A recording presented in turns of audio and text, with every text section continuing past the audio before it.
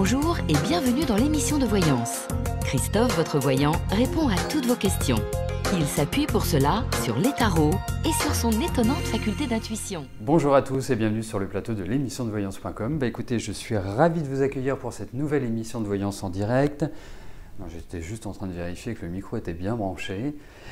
J'avais un doute, c'est pour ça que vous me voyez pencher la tête. Bon, écoutez, j'espère que vous avez passé un bon 11 novembre, que vous êtes bien reposé, que vous êtes en pleine forme pour cette fin de semaine.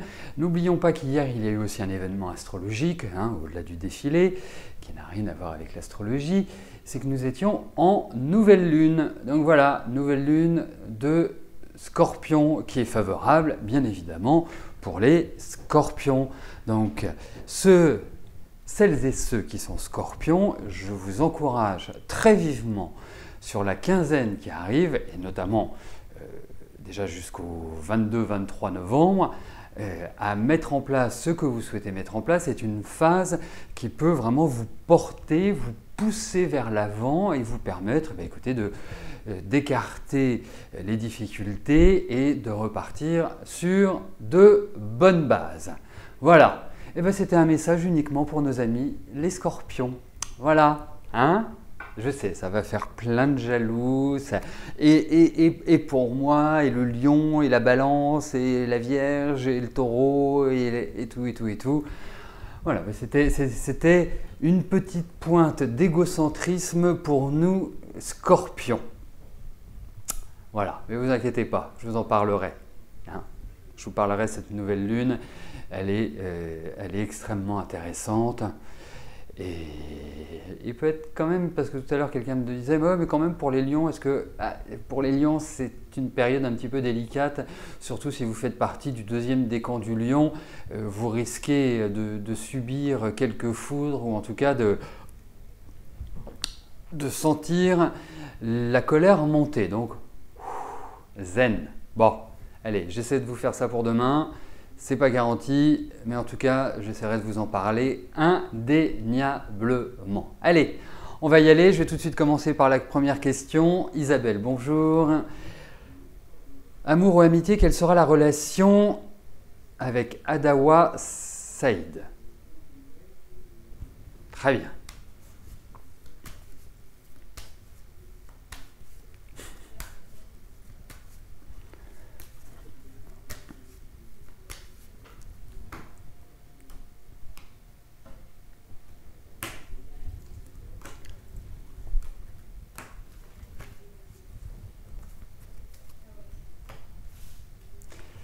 Alors, voyons avec lui.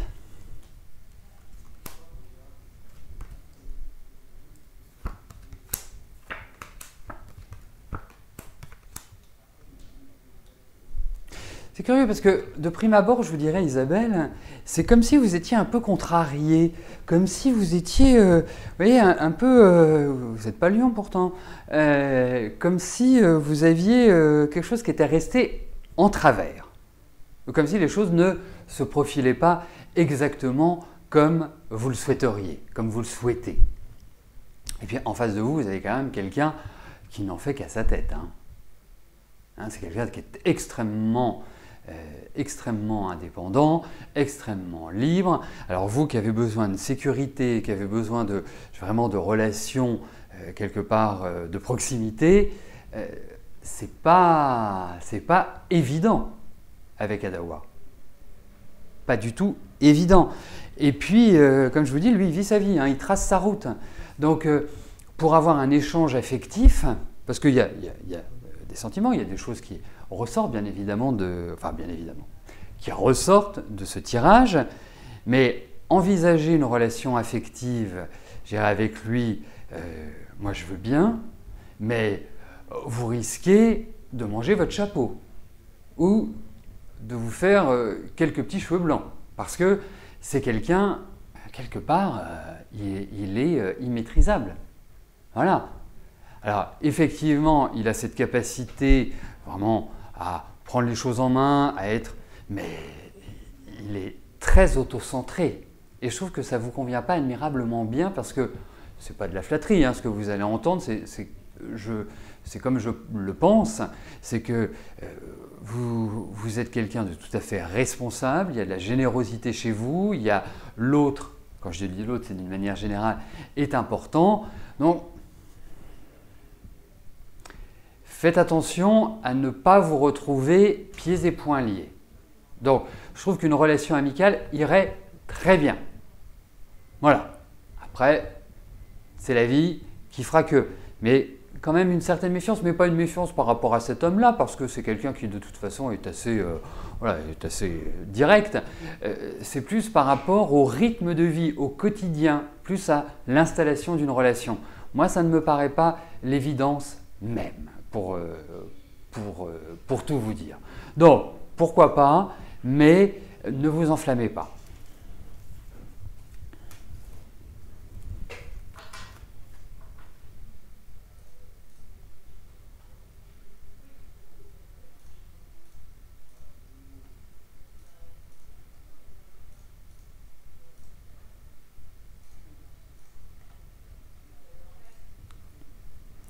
Janine, bonjour.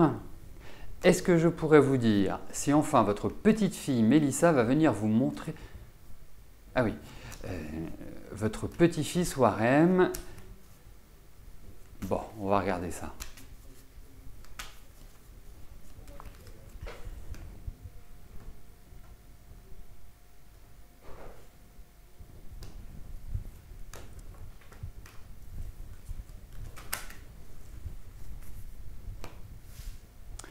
Allez, voyons si vous allez voir Warem rapidement.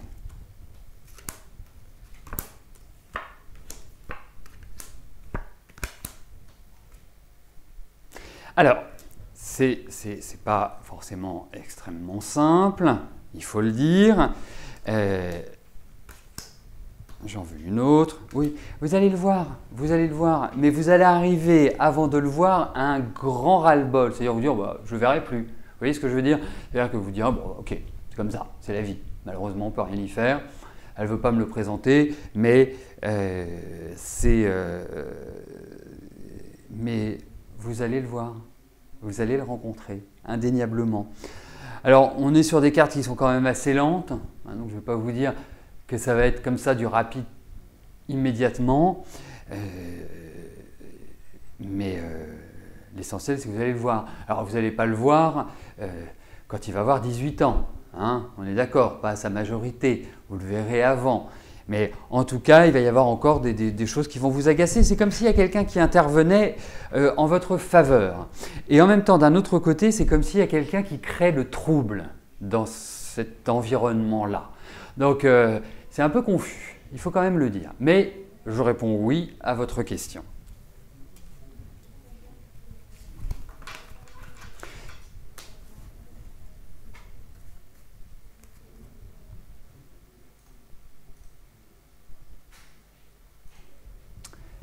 Anaïs, bonjour. Vous voudriez savoir pourquoi votre ex Damien vous a laissé tomber comme ça?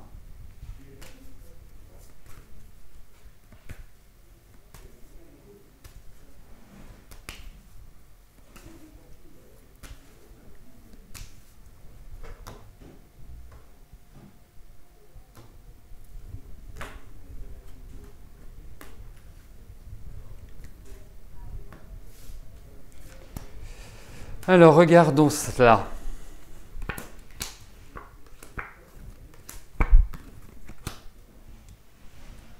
Ben, vous savez, moi je trouve qu'il a bien fait. Alors vous allez vous dire, mais qu'est-ce qu'il me raconte? Qu'est-ce qu'il me dit là? Il a bien fait parce qu'il vous rend un service. Alors, vous ne le pressentez pas maintenant, vous ne le considérez pas comme tel, bien évidemment aujourd'hui. Parce que je vous trouve toujours dans un élan de frustration et comme si le temps s'était arrêté pour vous, d'une certaine manière, comme si vous étiez complètement bloqué en quelque sorte. Pourtant vous avez de la ressource, hein, je ne suis pas inquiet pour vous, hein, vous êtes quelqu'un qui avait vraiment un très très fort potentiel sur le plan affectif. Alors je vais vous dire pourquoi il vous a rendu service. C'est qu'en fait, c'est quelqu'un qui est extrêmement… Alors, je ne veux pas entendre. Après, oui, tous les hommes sont égoïstes. Et je parle bien sûr à la communauté, je ne parle pas à Anaïs précisément. C'est quelqu'un qui s'intéresse qu'à lui. Voilà, c'est ça la chose. Donc, je vais être un petit peu radical dans ce que je vais dire, mais je le suis. Je suis obligé de le faire dans l'émission. C'est qu'en fait, c'est comme un grand enfant que vous aviez avec vous, dans le sens où quand il n'a plus envie de son jouet et qu'il a un autre jouet, il jette son jouet et puis il en prend un autre, et ainsi de suite. Donc, il est clair que c'était une question affective. Il s'est senti quelque part enfermé. C'est quelqu'un qui a envie de s'amuser, c'est quelqu'un qui n'a pas envie de contraintes, qui a envie d'être libre, qui ne veut pas qu'on lui dise ce qu'il a à faire. Vous êtes plutôt une femme, je dirais, d'énergie, vous êtes plutôt une femme qui prenait les choses en main, vous avez le sens des responsabilités, lui ne l'a pas. Voilà. Voilà, c'est que vous êtes quelque part trop mûr pour lui. Et il va être capable, vous verrez si vous avez de ses nouvelles, parce que je pense que vous aurez de ses nouvelles, vous verrez qu'il vivra avec quelqu'un qui va complètement le phagocyter, dont il sera complètement dépendant. Et l'autre point, c'est que la vie de couple doit être basée sur un échange et sur un équilibre. Et je ne suis pas sûr que c'est cette dynamique-là qui régnait dans votre relation. Voilà. Pour moi, c'est quelque part, puis je pense qu'il est parti quelque part, il y a l'idée d'un renouvellement complet, beaucoup de changements pour lui, il a étouffé, il n'était pas bien dans sa tête, pas bien dans son travail, pas bien dans sa famille, pas bien partout. Voilà. Donc, pour moi, vous savez, c'est pas facile de vivre avec un homme comme celui-là. Pas facile parce en même temps il est dans la peur, en même temps il est dans l'indépendance et dans l'inacceptation des contraintes. Donc voilà.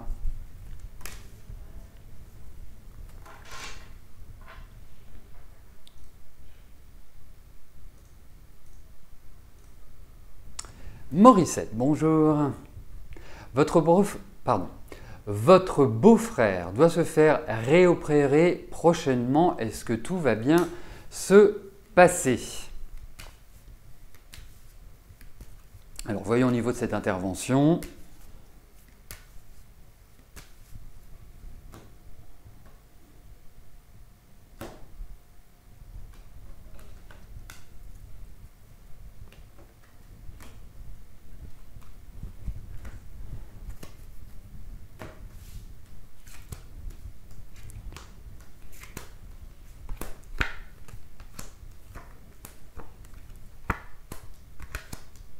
C'est quand même lourd, hein.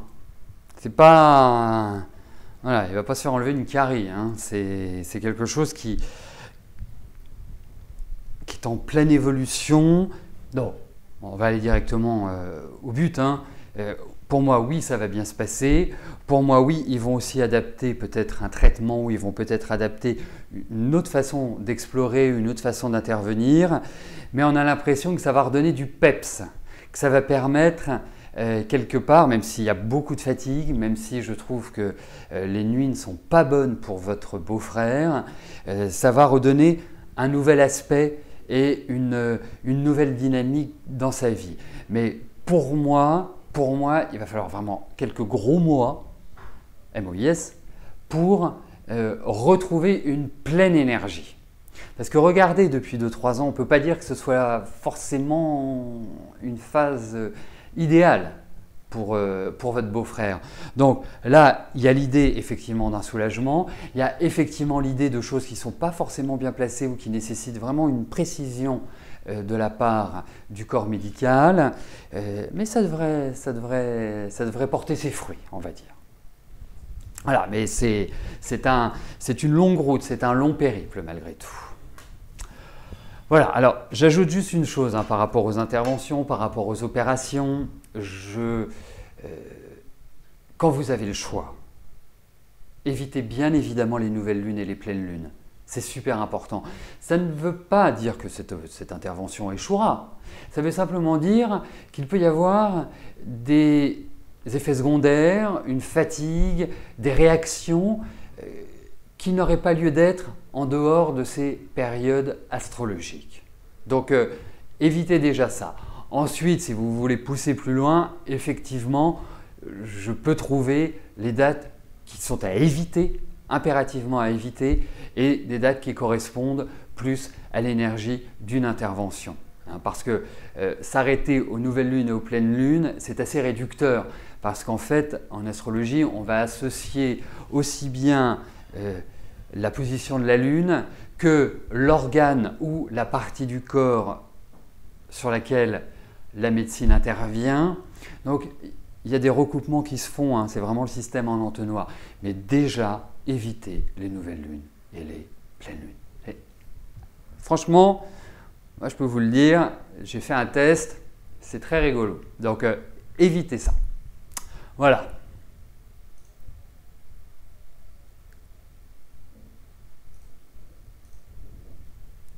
Dominique, bonjour.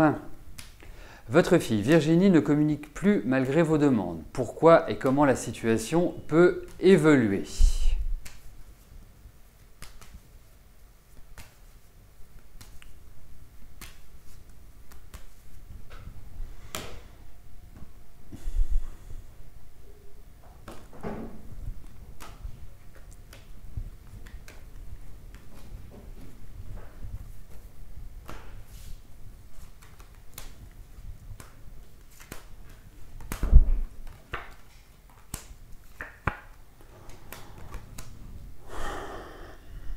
C'est toujours très compliqué, bien que vous effectuiez des demandes, mais c'est toujours compliqué de réunir deux personnes qui ont une difficulté à être sur la même longueur d'onde,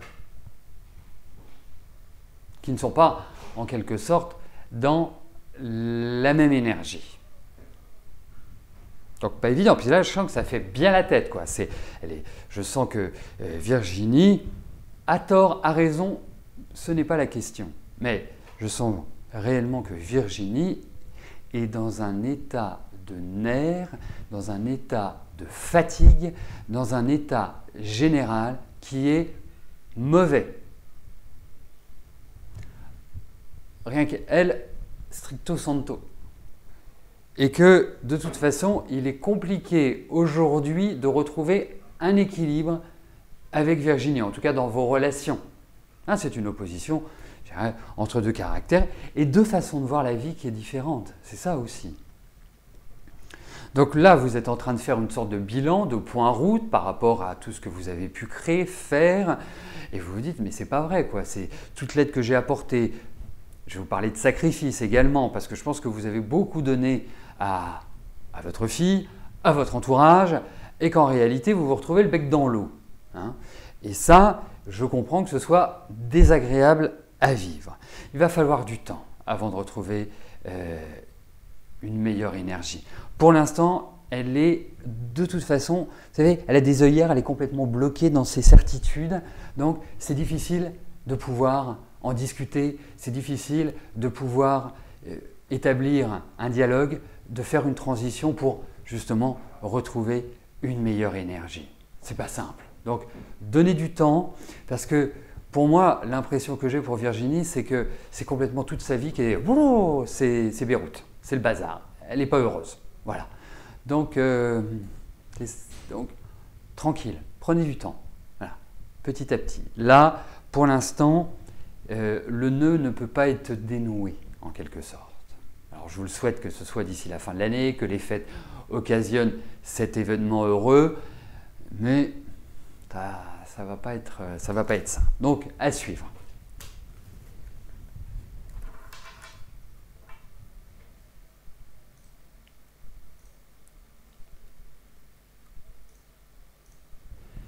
Sylvie, bonjour. On vous a proposé d'animer une formation sur l'alimentation sur une journée. Vous voudrez savoir s'il va y avoir d'autres propositions par la suite.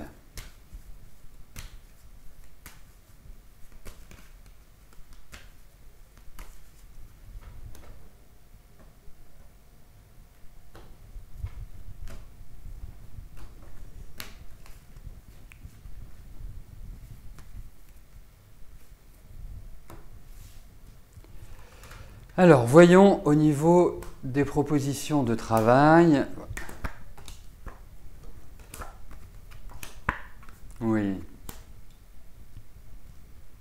Oui, il va y en avoir. Alors, ça risque d'être quelque part, pas forcément tout de suite, parce que je pense que vous avez déjà eu ce genre d'impulsions, mais qui ne se sont pas réellement concrétisées. Hein. Regardez regardez l'année 2015, c'est une période qui n'a pas été simple hein, pour vous. Hein. Vous avez réorganisé tout, vous avez remis un petit peu de l'ordre, mais ça a été poussif. Et là, j'ai l'impression que votre image, en fait, ce que vous retransmettez aux autres, va être de plus en plus positif et vous permettre, effectivement, de vous élever. Je vais utiliser une expression que j'aime bien dans ce monde de la tarologie, c'est vous élever socialement. Donc, accéder à d'autres niveaux dans votre travail, qui vous conférera une meilleure stabilité, une meilleure imprégnation, une meilleure emprise sur votre devenir professionnel. Donc, je dis oui. Alors, ça c'est une proposition, ça va dans le bon sens, mais je pense que c'est l'année prochaine que ça va carburer. Vraiment l'année prochaine. Il y a de nouveaux projets, il y a une nouvelle installation. Voilà, ça va dans la bonne direction. Donc, l'année prochaine, enfin à partir de maintenant, hein, puisque je vois en plus que vous êtes Scorpion, donc voilà, hein, c'est bouchée double, bouchée triple, c'est le moment. Vous avez, allez, 12 mois devant vous pour agir. Alors, on y va, hein, on ne mollit pas et on avance, on est opiniâtre et on n'hésite pas à montrer ce que l'on vaut et on n'a pas peur. Voilà.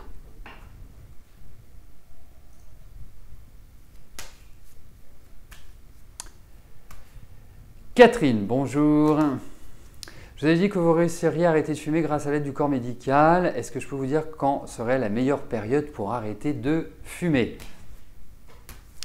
Eh bien écoutez, il est 13h53, 13h54. Moi, ça me paraît un très très bon moment pour arrêter de fumer. Alors, on va regarder.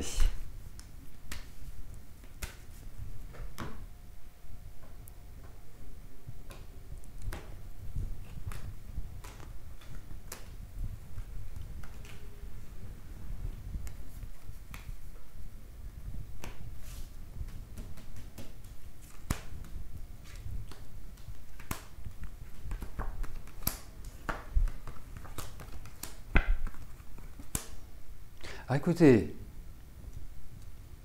déjà la première satisfaction, c'est que vous allez y arriver.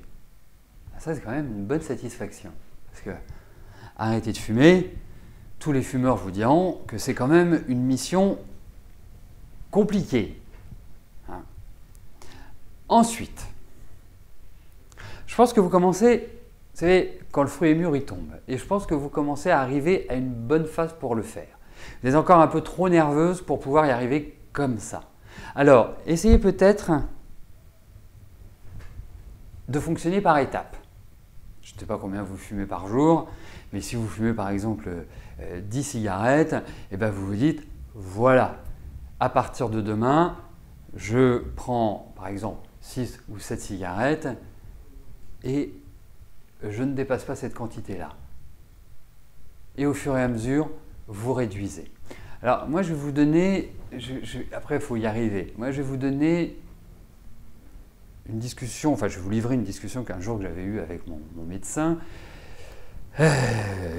et il me disait, écoutez, jusqu'à 5 cigarettes, entre 3 et 5 cigarettes, si c'est du plaisir, pourquoi pas? Il y a bien des gens qui rentrent le soir chez eux et qui vont boire un whisky, 2 whisky. Je ne pense pas que ce soit plus nocif ou moins nocif que de fumer 3 ou 5 cigarettes. C'est en teneur ce qu'il me disait. Après, effectivement, il faut y arriver. Mais c'est, vous savez, en fumeur, il y a combien de cigarettes qui sont agréables dans la journée? Il n'y en a pas énormément. Donc, gardez-vous ces plaisirs-là. Soyez occupés. L'occupation est très très importante. Donc, mais effectivement, vous y arriverez. Alors, je pense, Je ne vais pas vous donner de date, parce que si je vous donne une date, s'il était possible de donner une date par rapport à ça, je sais qu'en astrologie, il y a des moments idéaux pour ceux qui s'intéressent à l'astrologie, vous regarderez les transits de Neptune. C'est souvent les transits de Neptune sur le Soleil qui font qu'on puisse arrêter de fumer. Mais essayez, c'est une victoire sur soi, essayez petit à petit de réduire pour arriver à en fumer beaucoup moins. Voilà, c'est ça. Mais vous y arriverez. Il y a un élan. Je sens que vous commencez à être prêt. Alors après, bien évidemment, vous avez les cigarettes électroniques, vous avez les patchs, vous avez l'acupuncture, vous avez l'auriculothérapie, vous avez des tas de méthodes. Mais il faut être clair, c'est la volonté. L'hypnose, tout à fait, vous faites bien de le... C'est la volonté d'y arriver, la volonté de se dire « je ne veux plus être dépendante de cela ». Voilà. C'est simple, vous achetez un morceau de zan, vous achetez... Il y a des tas de méthodes et vous y arriverez. Voilà.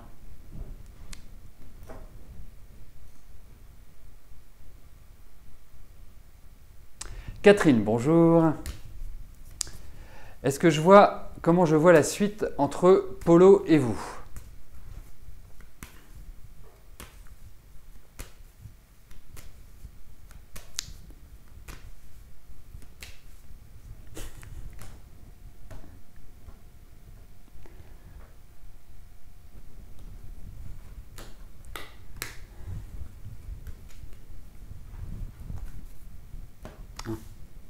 Mince, c'est que chez les femmes.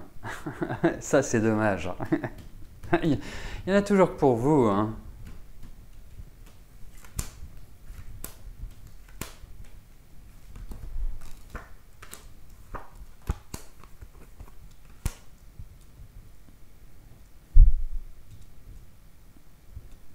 Je dirais qu'il y a un petit peu de solitude dans cette relation. J'ai l'impression qu'il y a un petit peu plus de silence ou quelque part il n'est pas dans une dynamique très expansive. On a l'impression qu'il est en train de préparer pas mal de choses en réalité, que dans sa tête il y a beaucoup de choses qui tournent par rapport à la relation. Mais effectivement, il y a l'idée d'une solidité dans cette relation, ce qui est plutôt agréable. Mais malgré tout, il y a une frustration qui ressort dans ces cartes, donc indéniablement. Et cette frustration est liée à l'attente, est liée au temps, n'est pas liée à l'affectif, parce que je pense qu'effectivement, entre vous, il y a un lien qui existe, qui est là, qui est tangible. Donc, pour moi, voilà, c'est plutôt... Mais bon, c'est celle-là que j'ai prise, hein. Pour moi, il y a l'idée de se voir, il y a l'idée d'une venue, il y a l'idée de choses qui s'enclenchent. Voilà. Donc ça avance dans la bonne direction.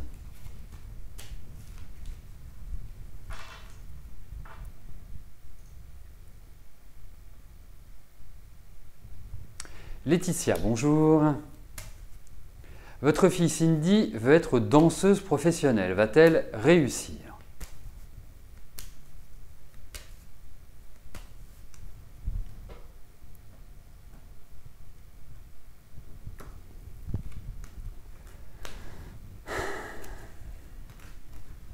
Allez, voyons si Cindy réussira en danseuse professionnelle.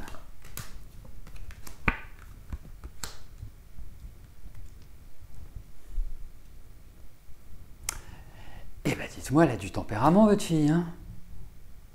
Ça ne doit pas être facile à gérer au quotidien. Bon, elle a quel âge? Elle a 17 ans. 17 ans, ah non, c'est de l'acier, hein, c'est bien trempé, hein, c'est pas du tout... c'est une tête de mule. Tête de mule. Alors, moi, j'ai juste attiré votre attention sur un point. Effectivement, je trouve qu'elle a tout à fait les capacités, et puis c'est quelqu'un qui n'a pas peur de se faire mal, dans le sens où qui n'a pas peur de l'effort.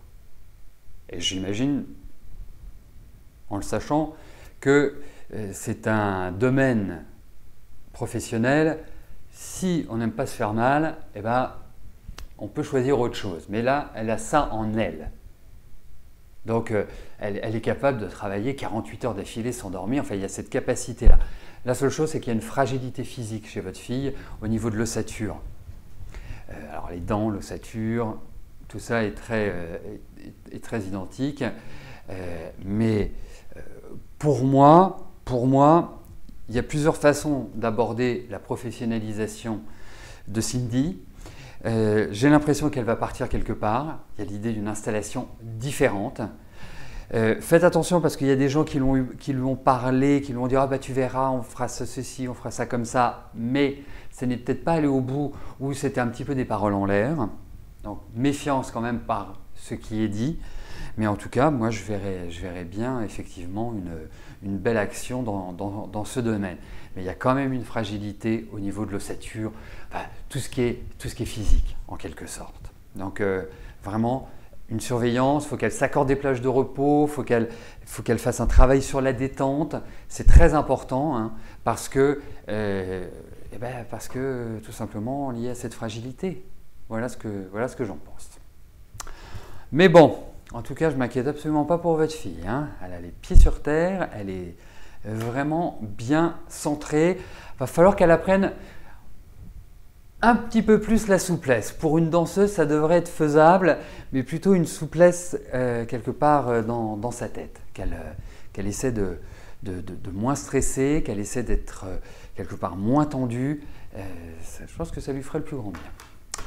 Voilà, bah écoutez, nous arrivons au terme de notre émission. Je vais vous souhaiter à tous une excellente fin de journée et je vous donne rendez-vous demain à partir de 13 h pour notre dernière émission de la semaine. Portez-vous bien, à plus tard, bye bye.